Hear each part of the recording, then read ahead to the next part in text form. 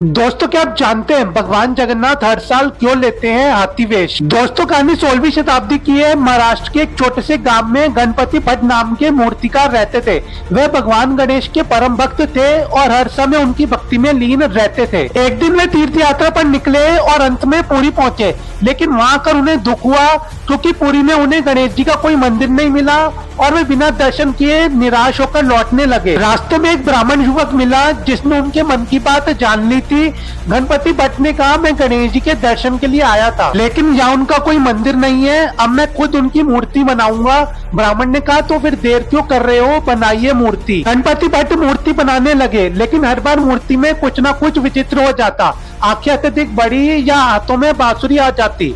ब्राह्मण ने कहा, आप ध्यान लगाइए, गणेश जी स्वयं आपके ध्यान में प्रकट होंगे। जब गणपति भट्ट ने ध्यान लगाया तो उन्हें अलग अलग दृश्य दिखने लगे। बड़ी बड़ी आंखें, मुस्कुराता हुआ चेहरा और बांसुरी बजाते गणेश। अंततः उन्होंने वही आकृति देखी जो पुरी के जगन्नाथ मंदिर में विराजमान भगवान जगन्नाथ की थी। ब्राह्मण ने पूछा कि आपने जगन्नाथ मंदिर के दर्शन किए? गणपति भट्ट ने उत्तर दिया, नहीं, मैं गणेश जी की तलाश में ही था। तब ब्राह्मण ने कहा, आप एक बार जाकर दर्शन जरूर कीजिए, हो सकता है आपके गणेश जी वहीं मिल जाए। जब भट्ट जी मंदिर पहुंचे उस समय अनसरण विधि चल रही थी।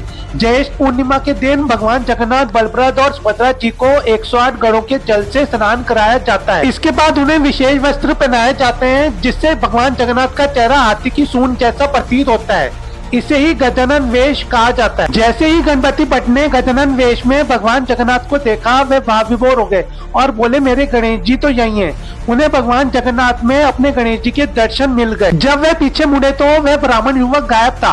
माना जाता है कि वह स्वयं भगवान जगन्नाथ ही थे जिन्होंने अपने भक्त का भ्रम दूर करने के लिए यह रूप धारण किया। इस घटना के बाद भगवान जगन्नाथ 15 दिनों के लिए एकांतवास में चले जाते हैं और किसी को दर्शन नहीं देते हैं। उसके बाद ही भव्य रथ यात्रा का शुभारंभ होता है। भगवान जगन्नाथ के सच्चे भक्त वीडियो को शेयर करें और कमेंट में जय श्री जगन्नाथ जी जरूर लिखें। और जानकारी अच्छी लगी हो तो चैनल को सब्सक्राइब करके बेल आइकन का बटन जरूर दबाएं।